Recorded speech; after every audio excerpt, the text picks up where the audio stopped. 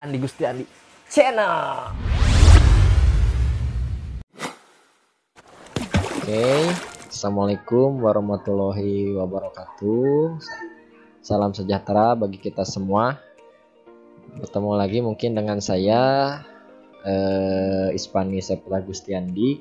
Di sini saya akan membawakan materi yaitu mengenai proses pemijahan serta budidaya ikan cupang ya. Mungkin kalau bicara ikan cupang ya, kesannya itu apa sih ikan cupang?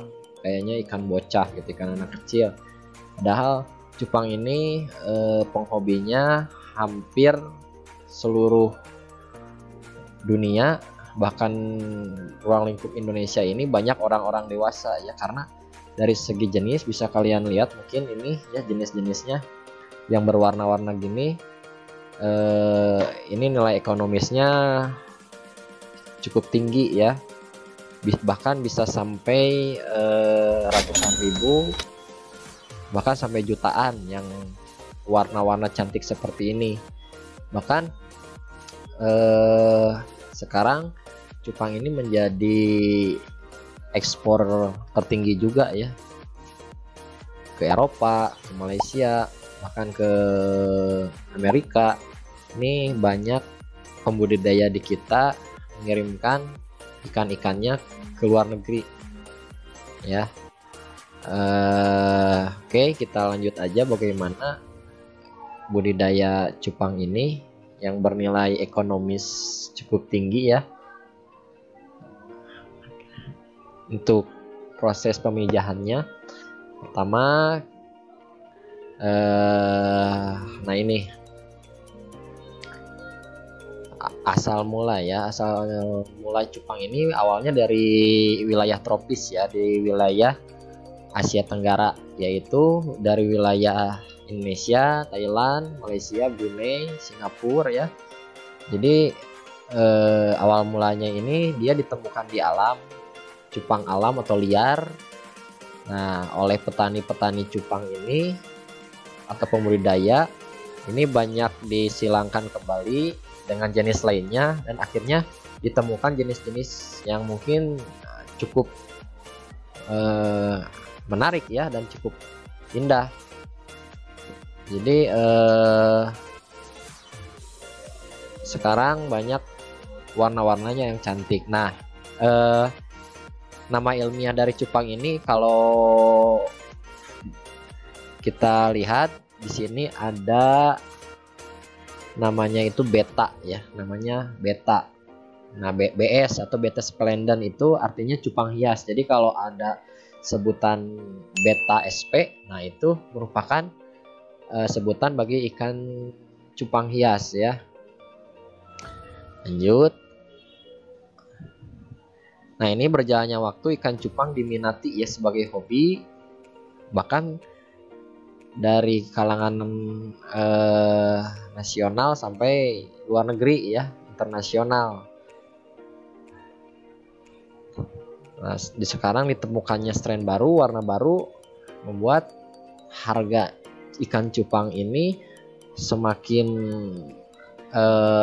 fantastis ya, karena dulu kan kita pikirannya cupang harganya murah, anak-anak, padahal kalau yang untuk kelas dewasa ini harganya bisa sampai puluhan, ratusan, bahkan terakhir itu ada yang sampai puluhan juta itu seekor itu ikan cupang itu ya. Jadi nah, siapa tahu rekan-rekan ada yang mau belajar ataupun ingin terjun untuk membudidayakan ikan ini, mungkin seperti saya juga di rumah saya membudidayakan ikan cupang. Ya, mari kita lanjutkan ke cara budidayanya ya. Kalau tadi mungkin sekilas untuk pemaparan pembukaannya. Nah, ini jenis-jenis ikan cupang. Yang pertama itu ada jenis plakat. Nah, ini kalau plakat ini cirinya ini memiliki ekornya yang pendek ya, pendek, terus lagi dengan badan yang cukup short ya ataupun pendek juga. Terus lagi dengan corak-corak warna yang cukup menarik, ini bisa dilihat yang ekor pendek ya. Ini jenisnya plakat ya, dan warnanya macam-macam juga ya, jenis plakat, ada warna-warni.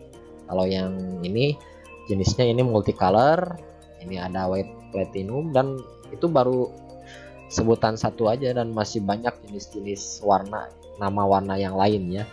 Nah kalau yang ekornya lebar seperti halnya ini, kalau orang bilang biasanya sebutnya cupang gombres. Nah ini itu sebutan untuk half moon. Half itu setengah, moon itu bulan, jadi setengah bulan ya. Ini seperti bulan setengah ekornya ya. Nah ini biasanya ikan ini antik ya, karena dilihat dari segi ekor, terus lagi bentuk ya, cukup anggun. Jadi ini biasanya disimpan di aquascape ya untuk keindahan, karena dilihat dari bodinya yang anggun. Selanjutnya ini ada jenis, nah ini yang berduri-duri ini ya, ini jenisnya serit ya kalau orang Indonesia bilang. Kalau untuk orang luar negeri biasanya namanya itu CT atau crown tail ya. Nah ini ikan crown tail ini atau serit, nah ini asli buatan orang Indonesia yang menyilangkan ya. Ini asli dari Indonesia nih yang berduri-duri ini. Ini diciptakan oleh breeder Jakarta yaitu Ahmad Yusuf ya, Bang Yus itu.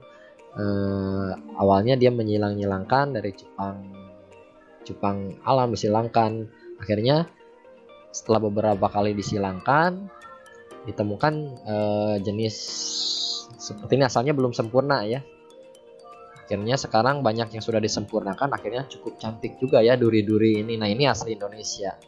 Nah untuk selanjutnya ini ada cupang giant ya. Giant ini kenapa disebut giant? Karena ya bentuknya emang lebih besar dari yang lain ya. Ini bisa ukurannya bisa sebesar tangan ya kalau kita maksimal ngurusnya. Total bodinya, total ukuran bisa besar ya. Bahkan nilai ekonomisnya juga giant itu bisa mahal juga ya, karena dilihat dari ukuran dan cara mengurusnya pun cukup lumayan ya. Dan kalau kita nggak bisa ngurus giant, mungkin ikan ini nggak akan besar ya, karena biasanya giant ini membutuhkan tempat yang lebih besar agar tumbuh secara sempurna ya. Jadi ini giant ini awal mulanya dari Thailand ya, nggak sengaja kalau nggak salah breeder Thailand ini di kolamnya ini menemukan cupang yang berbeda ukuran dengan yang lain. Akhirnya disilangkan kembali dengan cupang alam dan akhirnya ditemukan jenis yang besar. Nah sekarang banyak warna-warna yang cantik, banyak disilang-silang kembali, akhirnya warna cantik, bentuknya cantik ya. Nah ini juga cukup dinikmati ya giant ini, ikan cupang giant ini. Oke, kita lanjut. Kita mulai ke perbedaan jantan dan betina ya. Nah ini dari sirip, terus lagi dari benjolan di bawah perut. Kalau betina itu titik putih ada di belakang dasi, itu yang cukup mudah membedakan ya. Terus dari bentuk tubuh juga itu bisa dibedakan juga. Terus dari warna, jantan lebih cerah, betina lebih kusam. Terus dasi, nah kalau jantan ini lebih panjang dan betina lebih pendek. Nah nanti mungkin dilihat gambarnya mengenai perbedaannya. Nah ini gambarnya bisa dilihat. Kalau jantan ini nih jelas ini lebih dari bentuknya, ini lebih panjang ekornya, ini lebih pendek. Nah ini terus ada benjolan titik putih yang di bulat merah ini. Nah ini perbedaan jantan dan betina ya. Ini ada benjolan putih ya di belakang dasi, ini dasi ya. Nah terus yang selanjutnya ini ada garis vertikal, ini menandakan cupang betina ini sudah siap untuk kawin. Itu ada tanda garis vertikal putih di sini ya. Nah ini tonjolan putihnya, ini garis vertikal ya. Perut sudah besar, itu tanda dia siap untuk dipijahkan. Oke. Lanjut. Nah, ini kriteria kita dalam memilih indukan yang jelas itu harus sehat, tidak ada cacat, jadi bentuknya harus sempurna ya. Pergerakan aktif ini dalam artian tidak sakit, lalu tidak malas ya. Dia ketika melihat jantan lain dia langsung flaringnya mekar ya. Terus minimal usia jantan 6 bulan ke atas, karena kalau jantan muda itu ya biasanya kadang ngurus anaknya nggak benar. Ada kejadian ketika jantan muda ya itu memakan telurnya sendiri ya, jadi dimakan oleh dia. Tapi setelah dia usia di 2 bulan ke atas, nambah usia dari 6 bulan ke 8 bulan, saya coba lagi, dia benar ngurus burayak ya, atau anak cupangnya. Nah, untuk betina ini usianya minimal 5 bulan ke atas ya, karena supaya sel-sel telurnya juga matang ya. Terus nah ini yang lebih penting itu adalah ukuran jantan harus lebih besar daripada betina ya, minimal ukuran sama, karena pernah kejadian ukuran jantan itu kecil, ini tidak bisa kawin, malah jadi jantannya yang kalah dan akhirnya dia mati ya. Nah, ini persiapan alat, yaitu ada indukan, jelas kita harus punya indukan cupangnya ya. Kalau tidak ada ya buat apa. Terus bisa untuk baskom, peralatannya akuarium, bisa baskom, bisa akuarium ya, atau bejana lain, karena cupang ini simple lah, media kecil, kita bisa mengawinkan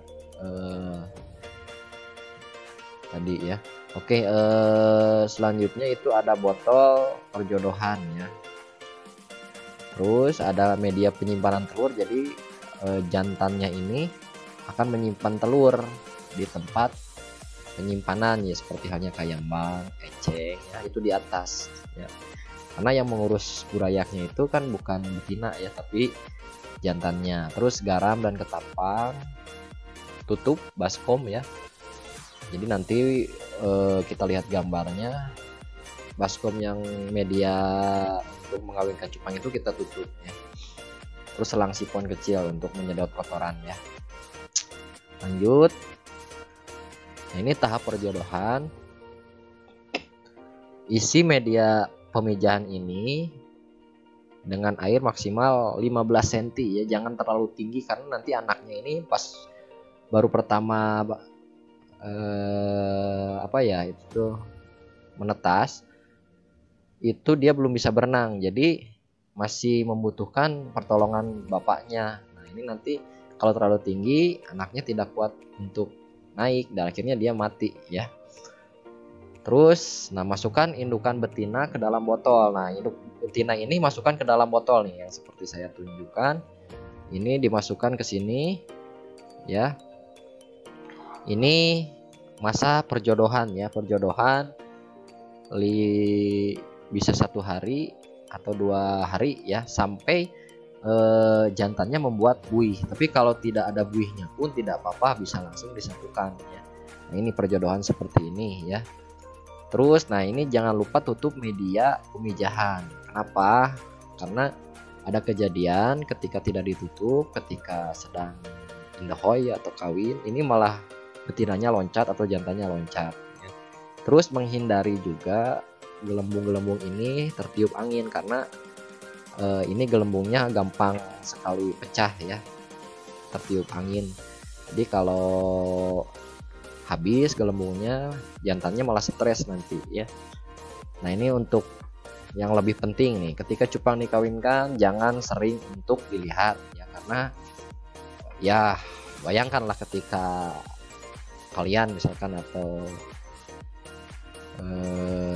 manusia juga kalau dikawin dilihat kan nggak mau ya, ini juga sama ya. Oke, lanjut. Nah, ini ketika sudah membuat buih, kita satukan. Nah, ini proses cupang kawin ya. Cupang ini akan mengeluarkan telur setelah bisa sampai 1-2 hari setelah disatukan. Setelah bertelur. Ini 2 hari kemudian akan menetas. Nah ini gambar ketika cupang sedang bertelur ya. Ini telurnya nih. Nah ini busa di sini. Ini busa. Nah, dia akan menyimpan telurnya dekat busa ini. Nah, ini seperti ini ya. Nah ini ketika sudah menetas, tadi saya bilang 2 hari, ini dia akan menetaskan anak bisa banyak ini sampai 1000-an ya. Tapi kalau sedikit paling ya 300 atau 200 ya. Tergantung gimana indukannya. Kalau indukannya besar mungkin kapasitas telurnya akan dikeluarkan juga banyak. Nah, terus makanya ketika kita sebelum mengawinkan sebisa mungkin betina ini kita asupan nutrisinya harus sebelum dikawinkan harus bagus ya, seperti halnya jentik. Lebih bagus biasanya saya dikasih jentik dulu agar jentik ini mengandung kalsium tinggi, jadi merangsang sel telur ya, supaya keluar juga. Nah ini yang lebih penting, ketika cupang kawin betina akan dikejar-kejar, akan bisa disiksa terlebih dahulu, yaitu risiko mengawinkan ikan cupang yaitu antara mati dan rusak. Jadi jangan kaget gitu kalau ketika kita mengawinkan cupang tiba-tiba jantannya itu ngejar nyiksa betina. Nah itu udah alamiah ya, emang seperti itu. Nanti juga lama-lama luluh betinanya dan dia kemudian akan kawin. Biasanya cirinya kalau udah ingin kawin dari betina ini udah mendekat ya, terus kupingnya gibas-gibas, itu cirinya ya. Jadi ada beberapa orang takut karena dikejar-kejar akhirnya diambil betinanya dan itu fatal. Akhirnya si betinanya marah mengeluarkan telur di akuarium itu yang sudah dipisah, dan itu nggak akan jadi telurnya. Itu sering kejadian ya. Makanya ketika kita mengawinkan sabar dulu. Kalau misalkan 5 hari sampai 7 hari tidak bertelur, nah itu tidak berjodoh ya. Jadi manusia juga ada yang tidak berjodoh, nah ikan juga ada, dia nggak mau dengan jodohnya yang sedang dikawinkan itu kita bisa ganti dengan betina. Makanya kita stok betina ini harus banyak ya, tidak 1-2 ekor, minimal punya 5 lah. Jadi ketika dengan cupang yang lain kita nggak mau kawin, kita bisa ganti ya dengan betina lain gitu. Nah ini proses betina tadi yang udah mengeluarkan telur terus menetas. Nah ini usia burayak 1 hari menetas. Nah ini belum bisa berenang ya, masih nempel-nempel di ini tuh di gelembungnya. Ini belum bisa berenang, makanya ketika dia ini turun nanti ke bawah, dia ditolong oleh jantan dan bapaknya dinaikkan lagi ke sini. Nah, ini makanya peran jantan ini sangat dominan ketika usia 1-3 hari 4 hari ya. Makanya kemarin juga ada nanya, sampai usia berapa sih usia jantan bisa dipisahkan dengan anak-anaknya. Nah, ini sesuai kebutuhan saja. Saya itu biasanya 10 hari 14 hari ya kadang, tapi 4 hari juga bisa sesuai kebutuhan.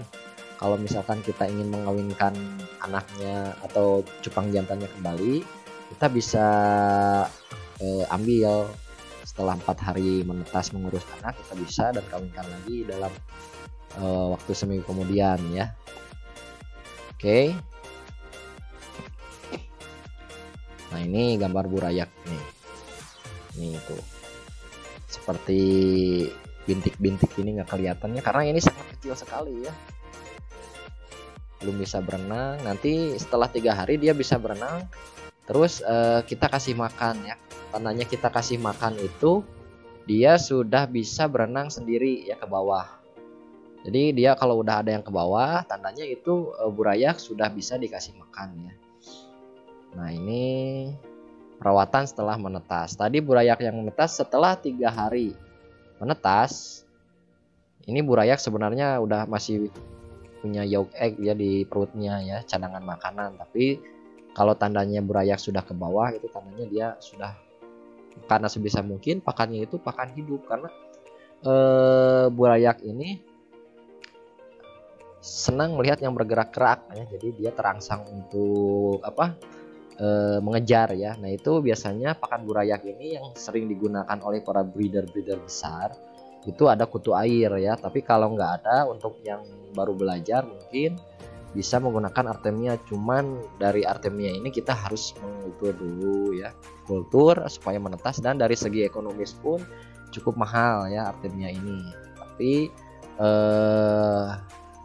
cukup bagus juga Artemia, tapi lebih banyak oleh kutu air ya. Karena kutu air juga mudah didapat ya, di sawah, di empang ya. Terus lagi kalau beli juga mungkin banyak ya. Nah terus ada lagi kuning telur. Nah kuning telur ini bisa digunakan juga, cuman kalau kita tidak tahu caranya ataupun takarannya, kuning telur ini malah jadi mencemari media burayak itu ya.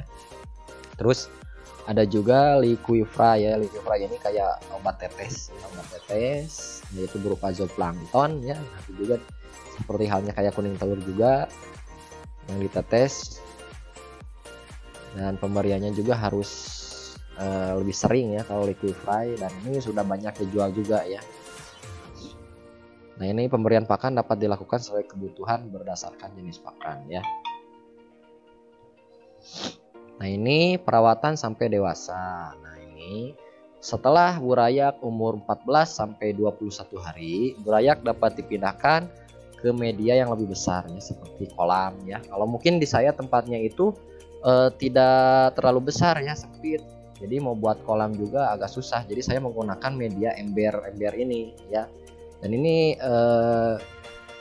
cukup simpel juga ya ember ini. Jadi cuman yang jadi perhatian itu kita harus sering-sering membersihkan ya, atau disipon ya, namanya orang Jepang itu disipon. Disedot kotorannya, buang, lalu tambah air lagi ya. Jadi setelah tadi 14-12 hari kita sipon dulu yang kotorannya di media yang lebih kecil, lalu kita tinggal pindahkan ke media yang lebih besar ya. Oke. Nah ini pakan ya, jenis-jenis pakan biasanya. Nah ini ada pakan, yaitu ada cacing sutra. Cacing sutra ini cacing lembut ya, suka kayak di banyak ya di sungai, di solokan gitu ya. Atau banyak sekarang juga kalian kalau udah merasa jijik bisa beli ya, karena 5.000 aja kadang dapat banyak ya cacing sutra ini. Nah ini cacing sutra. Ini biasanya untuk pakan burayak dari 3 minggu sampai dewasa juga bisa ya. Karena biasanya saya gunakan untuk di usia 3 minggu ke atas lah ya. Karena supaya badannya cepat besar ya. Nah setelah usia 2 bulan setengahan, saya ganti dengan kutu air atau jentik ya, supaya badannya proporsional ya. Terus jentik nyamuk. Nah ini jentik nyamuk ini juga bagus ya untuk pakan cupang ya. Ditambah kita bisa meminimalisir demam berdarah ya. Makanya sebisa mungkin kalau misalkan para hadirin yang di rumahnya punya bak itu bisa dikasih cupang ya, karena ya jelas ini bisa pakan cupang ini ya. Jadi nah bagusnya ikan cupang itu tidak tidak meninggalkan bau amis ya. Jadi tidak mencemari air. Nah ini jentik.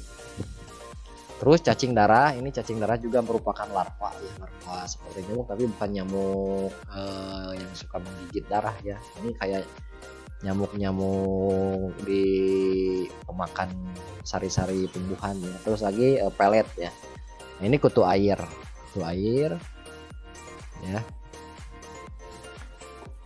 Nah kalau cupang sudah beranjak dewasa 2,5 bulan ke atas, mungkinnya itu kita bisa kasih makan 2 kali sehari ya, antara pagi dan sore.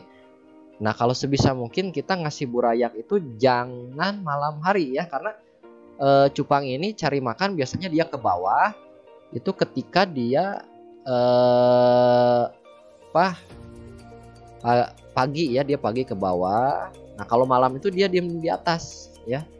Jadi kita bisa sipon ini sebenarnya malam-malam, karena ketika nyifon itu burayaknya pada ke atas, kita tinggal sipon ya. sebisa mungkin kasih makan pagi. Tapi kalau untuk yang dewasa, biasanya kalau yang burayak saya sekali sehari sih. Kalau yang untuk yang dewasa ini 2 kali antara pagi dengan sore ya. Oke. Nah, ini tahap perkembangan ikan cupang. Usia 0 sampai 2 hari ini masih segede gini, kecil. Lalu ini usia 1 sampai 2 minggu, besarnya sebesar ini. Lalu ini usia 1,5 bulan sudah mulai kelihatan seperti ikan cere ya. Atau orang Sunda biasa nyebut itu impun ya. Ini udah kelihatan. 1,5 bulan, lalu ini ada usia 2,5 bulan ya, sudah mulai kelihatan dan warnanya tapi belum keluar ya. Untuk jenis ini kebetulan jenisnya itu jenis koi ya. Warnanya baru bintik-bintik. Nanti tahapan mutasinya itu dari mulai warna biru ya, hijau, nanti berubah jadi putih, totol-totol, makin tebal totolnya seperti ini. Nah, ini setelah 3 sampai 5 bulan dia akan nambah warna ya. Nah, proses sortir. Jadi setelah 2,5 bulan atau 3 bulan kita bisa masukkan ke dalam botol dulu ini, botol ya. Setelah warnanya keluar juga kita bisa masukkan ke akuarium yang seperti di gambar ini. Kebetulan ini merupakan yang ada di rumah saya ya. Jadi kalian bisa, ini kenapa ada yang di botol dulu karena ya iya, bayangkan cupang ini ribuan ya. Saya ada di rumah, kalau kebetulan kapasitas akuariumnya pun terbatas. Nah, makanya saya digunakan botol untuk media wadah ya. Makanya botol ini sangat berharga ya bagi pemain cupang, itu botol yang 1,5 liter ya, botol air mineral. Nah, ini jenis-jenis penyakit ya. Penyakit yang paling berat itu yaitu dropsy, dropsy ini artinya sisik nanas ya. Ini bakteri ya, bisa kita dari pakan, terus dari air yang kurang higienis ya. Jadi tandanya ini airnya ini kotor, terus sisa-sisa makanan ada. Nah, kita bisa lihat di sini sisik-sisiknya ini mekar seperti nanas. Nah, ini kesempatan hidupnya ini hanya 80%. Kebanyakan orang kalau udah kena penyakit ini ikannya ini akan mati ya. Tapi ada juga yang sembuh ya, kalau udah dari awal ketahuan, kita tahu cara terapinya, mengobatinya ya. Ini bisa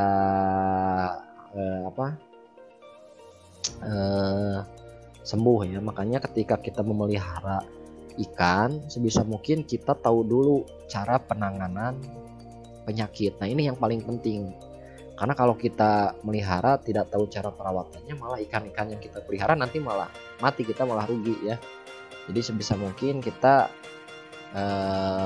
penanganan penyakit diutamakan dulu ya, perawatan. Yang ini white spot, tandanya itu ada bintik-bintik putih ya. Dan ini totol-totol putih di sini, ini tandanya ikan kurang aktif. Terus lagi kita center ada totol putih dan ikan jadi menguncup gitu ke bawah ya, tidak selera makan. Lama-lama kalau nggak diobati ini juga bisa menyebabkan kematian ya. Tapi kalau masih baru ketahuan ini bisa diobati. Biasanya menggunakan garam dan bleach atau obat biru juga ini sembuh ya. Lalu ada pop eye. Nah, kalau pop eye itu matanya itu besar ya, besar sebelah atau besar dua-duanya ya. Ini tandanya gejalanya sama dari air yang kurang higienis, kotor ya. Itu pengobatannya cukup mudah juga. Kita ganti air aja 3 hari. Biasanya kita 3 hari ganti air. Ini 2 hari kita sering ganti air, kasih obat biru, garam ya. Nanti lama-lama matanya pun akan kecil kembali ya. Ini Popeye. Ini. Oke. Mungkin segitu saja yang bisa saya sampaikan.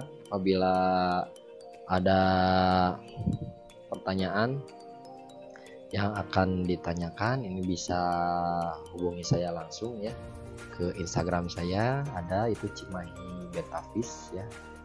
bisa ditanyakan apapun mengenai masalah breeding cupang dan cara perawatan ikan cupang ya. Jadi mungkin cukup sekian yang bisa saya sampaikan, kurang lebih mohon maaf ya. Wassalamualaikum warahmatullahi wabarakatuh.